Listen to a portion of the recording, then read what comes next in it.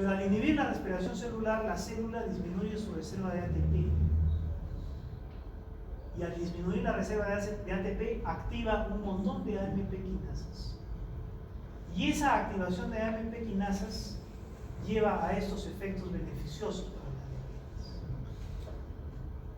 ¿Ya? Aumenta la captación de glucosa. O sea, ¿disminuye la resistencia a insulina o no? Por supuesto, aumenta la captación. Disminuye la lipogénesis, ¿ya? Y aumenta la oxidación de los ácidos grasos. Eso te lleva a este problema, acidosis, aunado al hecho de que hay una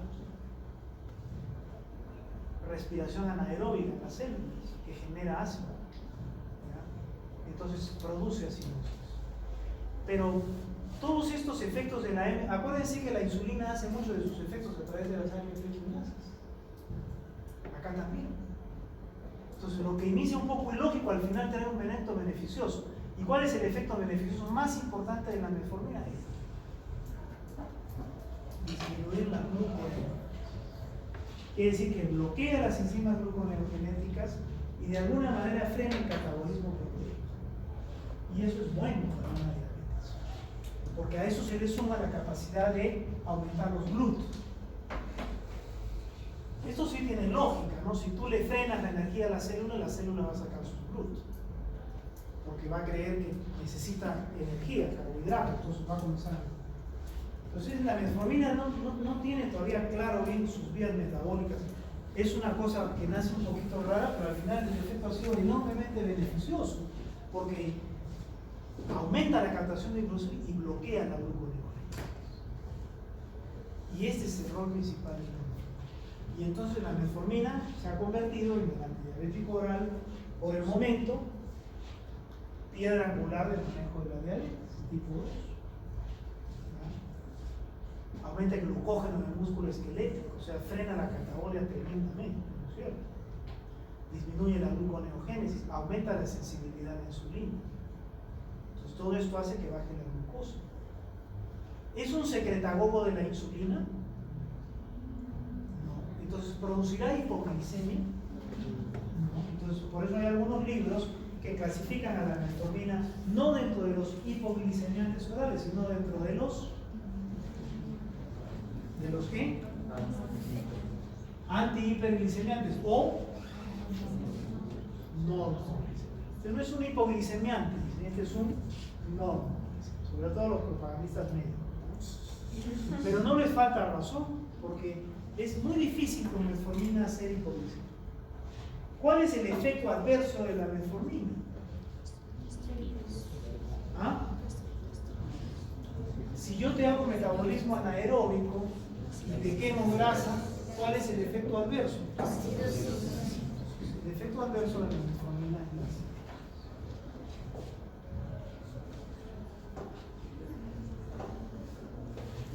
Entonces ahí está la metformina, disminuye la producción hepática de glucosa. ¿La producción hepática de glucosa y la gluconeogénesis o no?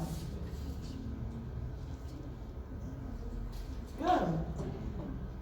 Solo que el hígado produce la glucosa a costas de la quema de nuestras reservas proteicas. ¿Ya? Este es su rol principal, pero además también aumentar la captación periférica de glucosa. ¿Es lo mismo que disminuir la resistencia a la insulina?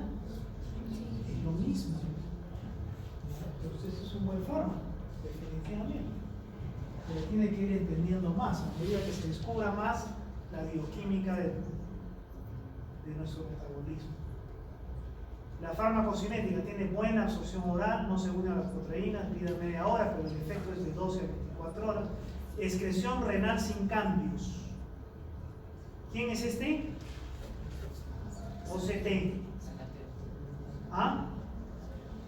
Todo es al revés en el inglés. Transportador de cationes.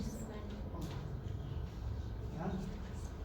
Entonces, ese transportador de cationes es el que lo mete a la célula, a la metformina, y es el que lo bota por el riñón. Solamente que el que lo mete a la célula es el OCT1, porque es el primero, y el que lo bota por el riñón, porque es el que va a trabajar después, OCT1 y OCT2. excreción renal sin cambios. Hay que regular en el trastorno renal, hay que tener cuidado con la metformina porque produce acidosis.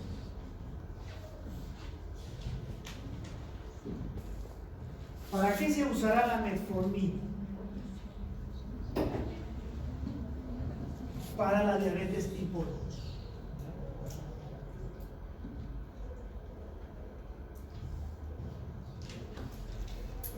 ¿Es la primera línea?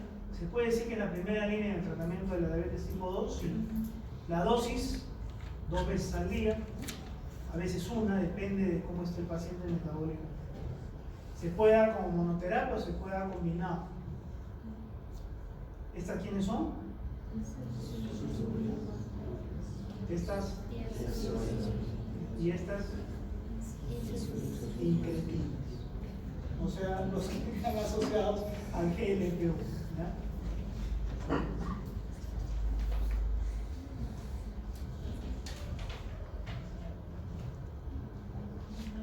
Pueden bajar de peso, diferente a las sulfonilureas. No se usan en la diabetes mellitus tipo 1.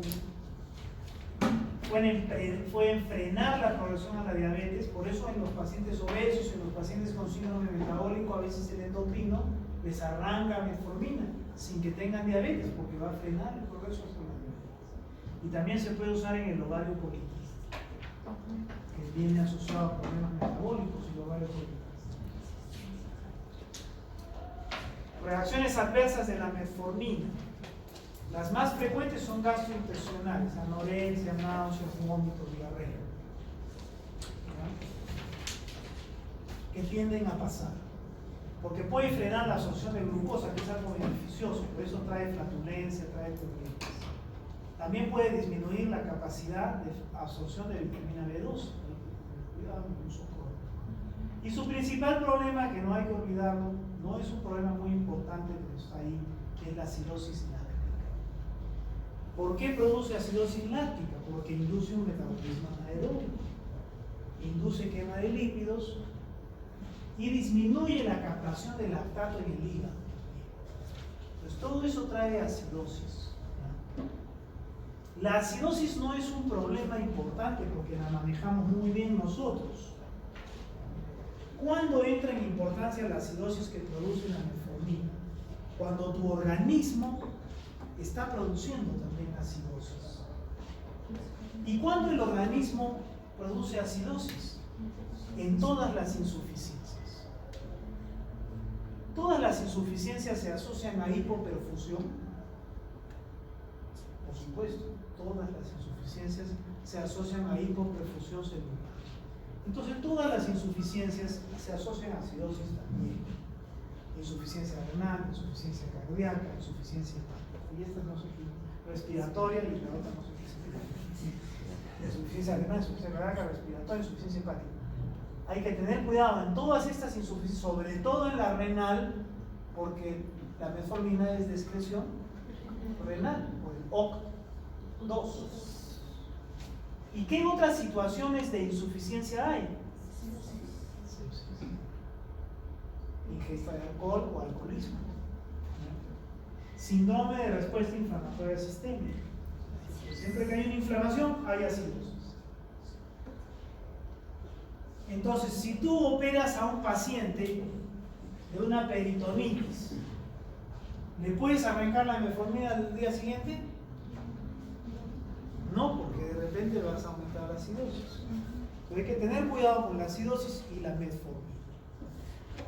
Todas las insuficiencias crónicas y agudas, porque esta es una insuficiencia aguda, se asocian a acidosis. Entonces, en ellas es mejor sacar la metformina hasta que se corrija el proceso.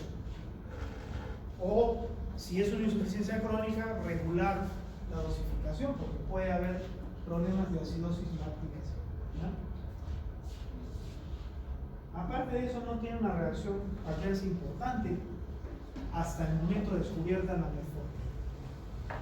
Entonces, como no tiene efectos adversos, como su efecto metabólico es muy beneficioso, te baja la glucosa, te baja la resistencia, te frena la gluconeogénesis, entonces se ha convertido, pues, hasta el momento quizás, en lo primero que vas a usar en la prediabetes o en la diabetes. Esta es la definición de la diabetes que habíamos visto. Glucosa en ayuno mayor de 125. Glucosa a las 2 horas de una carga de 75 gramos de glucosa mayor de 200 o igual a 200. O una hemoglucosilada de 6.5 o más. Esos son los pilares del diagnóstico de la diabetes, ¿cierto? Pues cuando tú haces esto, ya pues tienes diabetes, arrancas metformina. Pero antes de arrancar metformina vas a hacer unos controles importantes. Vas a hacer educación. Vas a hacer que el paciente coma más sano. Que ya no se tome todas las Coca-Colas que se tomaba. Ni se coma todas las hamburguesas, ¿no es cierto? Que coma más fruta, más verdura, que haga una dieta más sana, que no coma. ¿Qué es lo que no debe comer el diabético? ¿Qué tipo de azúcar? Azúcar simple, no debe tomar azúcar simple. Pero azúcares complejos, eso sí puede comer. Pues tú hacer educación le tienes que hacer. Tiene que hacer actividad física, porque la actividad física ¿qué trae? Disminución de la resistencia a la insulina, saca los GLUT. Esto es fundamental, hacer actividad física. Y otra cosa que le vas a dar es metformina. Pero además vas a comenzar a buscar las complicaciones. Esta es complicación crónica aguda. Estas son las complicaciones crónicas, tienes que buscarlas. Tiene fondo de ojo, microalbuminuria para ver si hay lesión renal, evaluación por el neurólogo, transmisión nerviosa, ¿cómo se llama? Electromiografía, y valoración vascular, perfusión, ecodoppler, como quieras. Entonces tienes que evaluar esos puntos para ver si hay complicación ya en el paciente o no. Y además tienes que tratar, la diabetes es un factor de riesgo para muchas enfermedades. Sí, por supuesto que sí. Por ejemplo, hipertensión arterial, infarto de miocardio, por supuesto. ¿Qué otro más? ¿Ah? Bueno, todas las enfermedades crónicas son afectadas por la diabetes. ¿La diabetes es un factor de riesgo de cáncer o no? Por supuesto, es un factor de riesgo de cáncer. En unos cánceres más que en otros, por ejemplo el cáncer del páncreas es muy importante. Pero en todos los cánceres hoy en día ya se acepta que la diabetes es un factor de riesgo para cáncer. Entonces todo eso tendrás que corregir con otros, controlando los otros factores que también apuntan para ahí, por ejemplo, dislipidemia, hipertensión, obesidad y otras enfermedades cardiovasculares. Hay que buscar y hay que manejar. Si tiene dislipidemia habrá que manejar la dislipidemia, si tiene hipertensión igual, si está muy gordito hay que bajarlo de peso. Y bueno, entonces concluyes que hay que dar terapia, entonces arrancas metformina. Y después de unos meses de que has buscado esto, de que has controlado esto y de que has modificado los hábitos de vida, ves qué pasó con tu paciente. Entonces, para saber qué pasó con tu paciente, ¿qué le vas a pedir?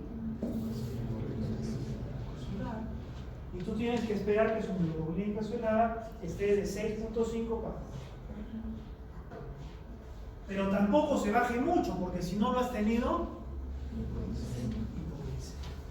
con la metformina podrás tenerlo hipoglicémico. Difícil, porque este no es un hipoglicemiante, es un. Pero de todas maneras hay que ver. Pero si no ha controlado bien, algo ha pasado con este paciente. Entonces, ¿qué tienes que hacer? ¿Ah? ¿Qué?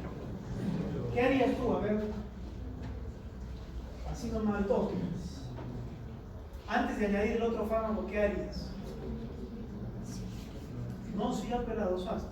La hemoglobina glicosilada está en 8. ¿Qué haces con tu paciente? ¿Le das otro fármaco? ¿Sí o no? No. Que se quede con 8. Sí, le vas a tener que dar otro fármaco, pero lo primero que vas a tener que hacer es ¿qué? ¿Qué pasó, pues? ¿Bajaste de peso o no bajaste de peso? ¿Ya no tomas Coca-Cola? Porque si sigues con el peso alto y sigues tomando Coca-Cola, por gusto te voy a dar otro fármaco. vas a venir en 3 meses igual como 8. Esto es fundamental. Fundamental. ¿Ya? Esto es fundamental. Entonces, lo primero que vas a decir es lo que dice la doctora. Muy bien, pero vas a revisar con tu paciente. ¿Está haciendo ejercicio? ¿Ha controlado su peso? ¿Ha controlado su nutrición? Si no es así, tienes que llamarle la atención para que lo haga. Porque si no, ningún fármaco lo va a poder controlar. Pero si todo ha ido bien, entonces, bueno, pues no se ha podido, entonces hay que agregar otro fármaco. Y después de un tiempo habrá que volver a medir la hemoglobina glicosilada y de repente agregar otro, o de repente empezar con insulina.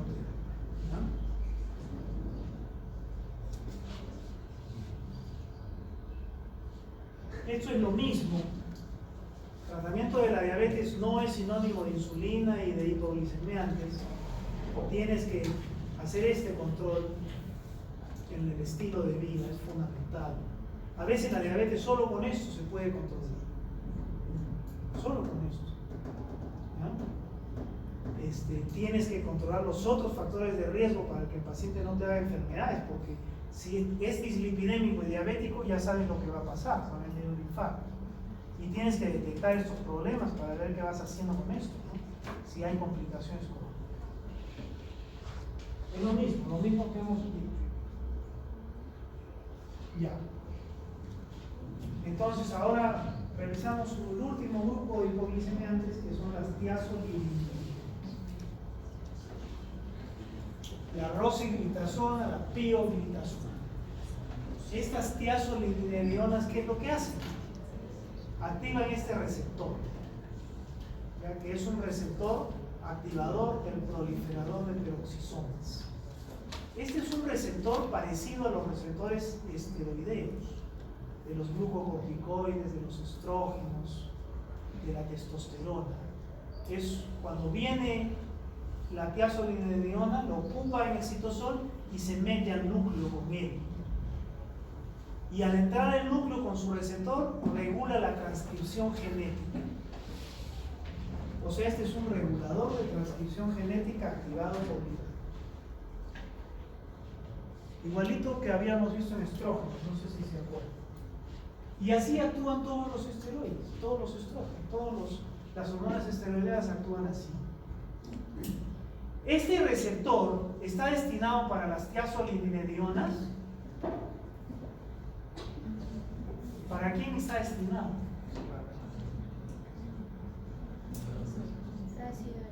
Para ciertos ácidos grasos. Por eso es bueno comer aceite de oliva. Por eso la dieta mediterránea, los mediterráneos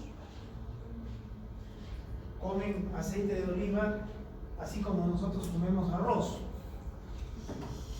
¿Ya? Entonces tienen menos infartos que nosotros, pero son más gordos que nosotros. Esa es la gran desgracia de la obesidad latinoamericana, es que es una obesidad de carbohidrato, de arroz, de maíz, de papa, no tanto de papa, porque la papa es una maravilla. Pero ese es el problema de nuestra obesidad. El obeso nórdico, el obeso mediterráneo, es un obeso por carne y por grasa. Los luchadores de sumo son unos obesazos, no tienen infartos, porque ellos no comen azúcares simples, solo comen tallarín, que es un azúcar complejo, y un montón de proteínas, y no padecen infarto. ¿Ya? Los mediterráneos, los nórdicos, son más gordos que nosotros, y sin embargo tienen menos infartos que nosotros, porque entre otras cosas comen muchos ácidos grasos de este tipo, que existen en algunos aceites, en las carnes, en el aceite de oliva. ¿Ya? Y esos ácidos resulta pues que activan este receptor y modifican el comportamiento de las células y el comportamiento metabólico en forma beneficiosa. Bajan la glucosa, aumentan el tejido adiposo, pero aumentan el tejido adiposo de los miembros. Y ese tejido adiposo es bueno, ¿Cuál es el tejido adiposo malo?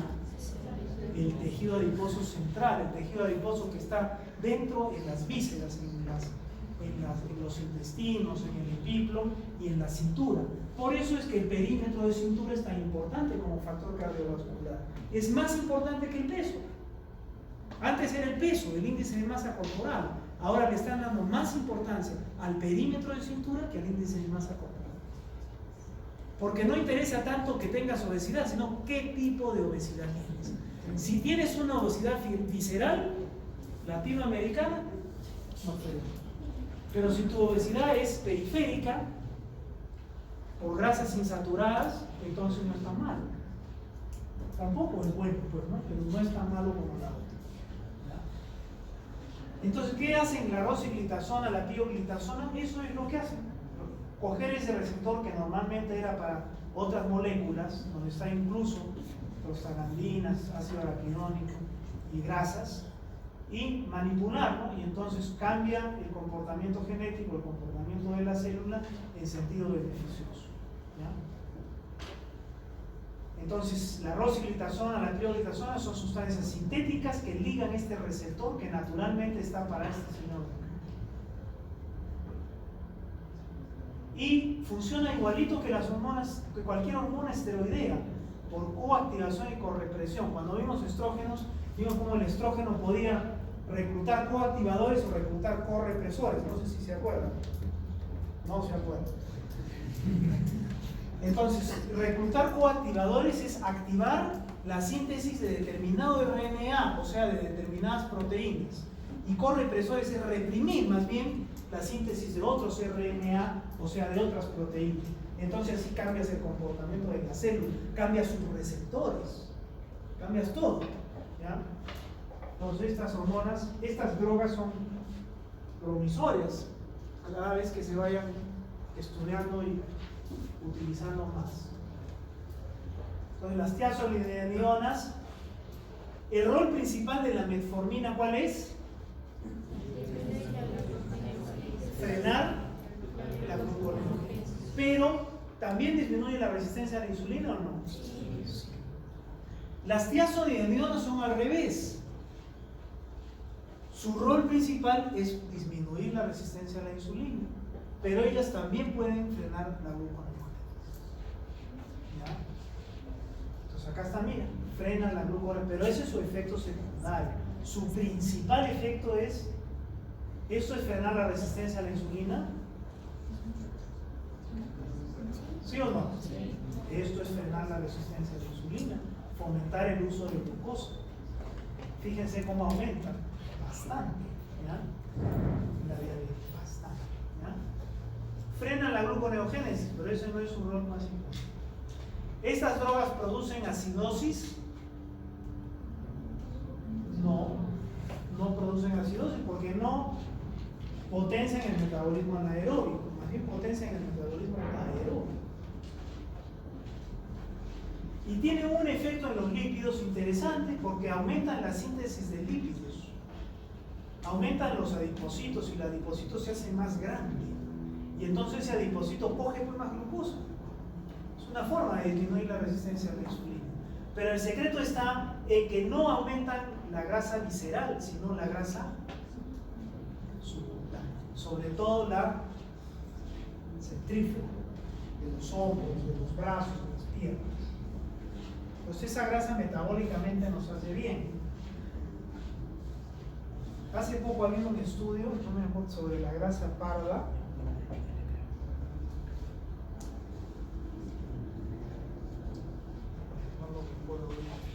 La grasa parda es la grasa que tienen los recién nacidos. Esa grasa es una maravilla. Es una maravilla metabólica, es anticancerígena, es una maravilla. Y hay estudios ahora, porque estos adipocitos que tenemos nosotros de nuestra grasa vieja y amarilla, se pueden transformar hacia adipocitos de grasa parda. Eso está en estudios, y eso va a ser una maravilla para el control de la obesidad, para el control de la diabetes. Ese es un paso que va a venir de acá a unos años. Acá no hay nada de eso, es convertir tejido graso nuestro en grasa parda, que es la grasa de los recién nacidos. que es una maravilla esa grasa, una maravilla. Entonces, esta grasa es mejor que esta, pero mejor que todas las grasas es la grasa parda. Va a ver eso de acá a unos años, vas a ver. Entonces, te provoca un cambio del depósito de grasa. El depósito de grasa visceral disminuye y aumenta el depósito de grasa suelta. Y eso también es beneficioso, ¿no? Entonces, las tiazolidinedionas se dan por vía oral, que vamos a ver, todos estos se dan por vía oral porque son los antidiabéticos orales. Metabolismo básicamente hepático, se dan una vez al día. Su efecto demora un poquito, pero bueno. Se usan en diabetes tipo 2, pueden ser solas o pueden ser asociadas. Bajan en hemoglobina glicosilada, un buen porcentaje, que es reproducible por otros fármacos que hemos visto. No trabajan porque estos requieren de insulina, ¿ya? Porque uno de sus mecanismos es justamente frenar la resistencia a la insulina, ¿ya? Entonces requieren que haya insulina para que al frenar la resistencia tú tengas el efecto hipoglicemiante que no lo tendrías pues si no hubiera insulina, ¿cierto?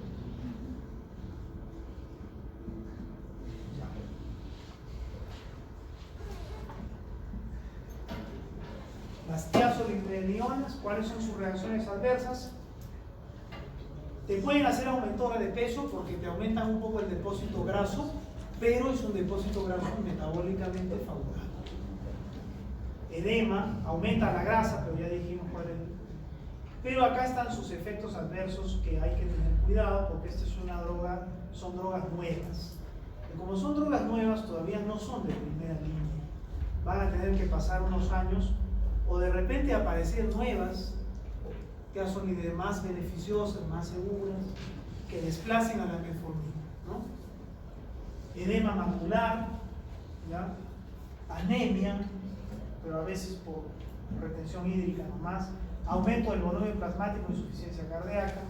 Se pueden asociar algunos eventos cardiovasculares. Este es un problema serio. Habrá que ver qué pasa, ¿ya? Tienen sus relaciones adversas más o menos. Que por supuesto ninguna de ellas las tiene la metformina. Entonces, metabólicamente suena mejor una tiazolidinediona, pero todavía no ha superado a la metformina por todas las razones que dicen. Ya, y por último, este fármaco que no se usa mucho, suena bien, pero habrá que hablar con los endocrinólogos qué tal camina, no sé. Estas son drogas. La acarbosa es una droga que inhibe una enzima en el borde del cepillo del enterocito, ¿cierto? Y entonces frena la absorción de carbohidratos complejos, relativamente complejos. Entonces inhibe esta enzima, que es la alfa-glicosidasa del borde del cepillo, entonces frena la absorción de estos carbohidratos complejos, porque estos carbohidratos complejos para absorberse primero tienen que ser atacados por esta enzima. Si no, no se pueden absorber. Entonces, tienen que ser degradados a glucosa, a azúcares más simples.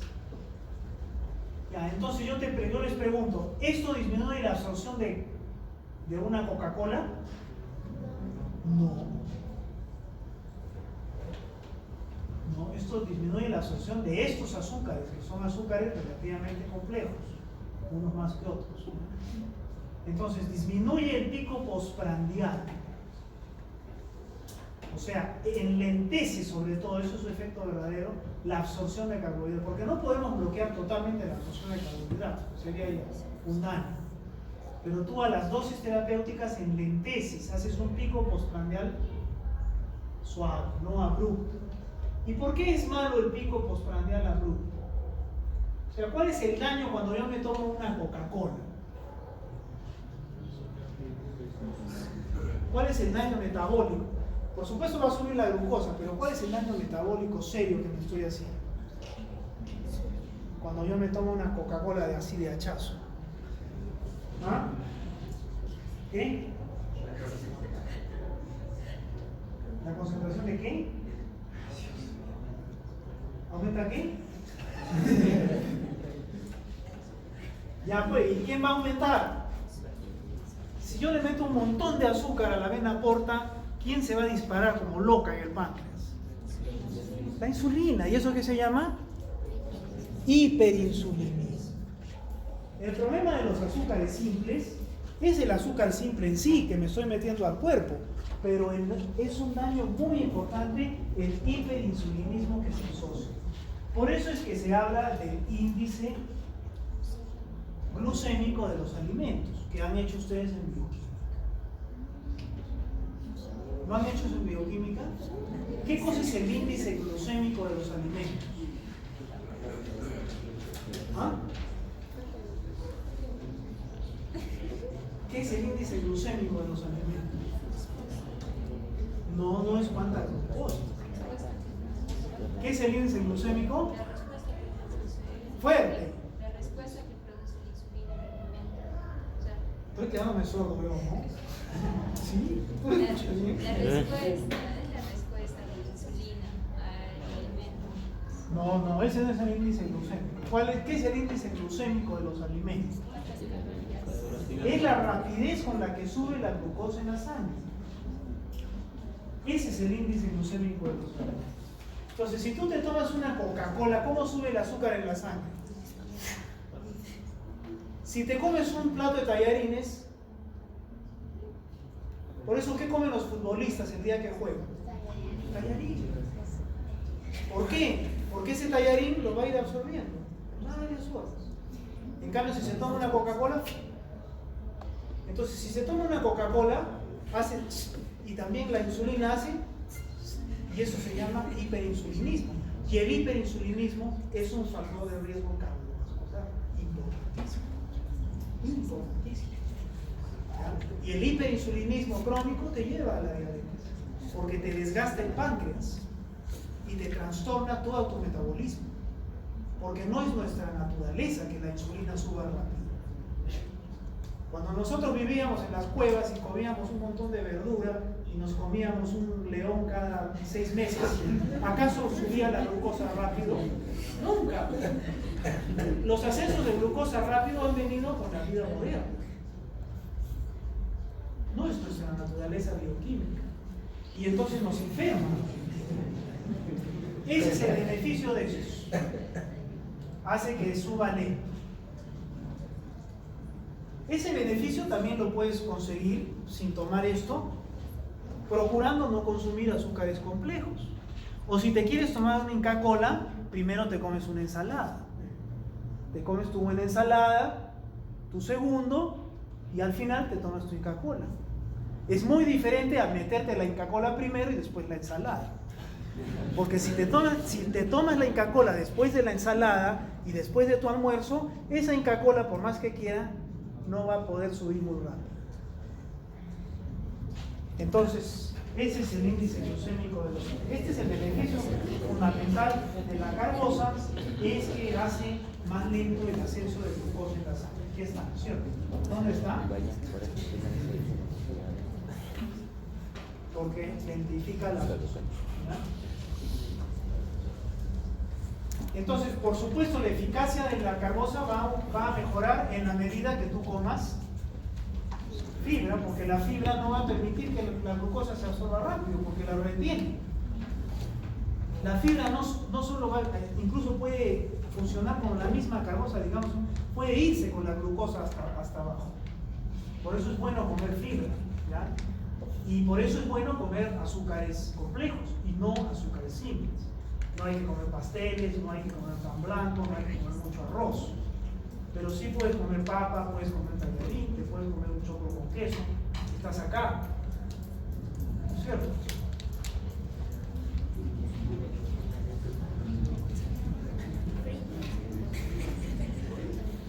La carbosa no se absorbe mucho, pues, está en el tubo digestivo. El metilenglinol, ese sí se absorbe un poco más. ¿Cuáles serán las reacciones adversas? Esta, como te inhibe la absorción de carbohidratos, se ralentifica, el carbohidrato se queda en el tubo digestivo, baja más allá de donde debe bajar y comienza a fermentar. Entonces es como que te tomes una chicha. Y entonces cuando tomas una chicha, ¿qué tienes? ¿Tienes esto o no? igualito va a ser. Igualito va a ser, ¿ya? Porque la glucosa ha bajado a un nivel donde hay más bacterias, entonces comienza a haber trastorno de mala absorción y como que te tomes una chicha de jora, algo parecido, ¿ya? Puede disminuir la absorción de algunas drogas, como la dioxina. ¿Producirá hipoglicemia? No, sola al menos no. Entonces, no es pues un fármaco como para tratar una diabetes, porque no tiene un impacto metabólico como los que hemos visto en los otros, ¿no? Pero sí puede apoyar, puede auxiliar, ¿cierto? Así como también te auxilia el hacer ejercicio y así como también te puede auxiliar conversar. Muy bien, creo que es ahí que lo...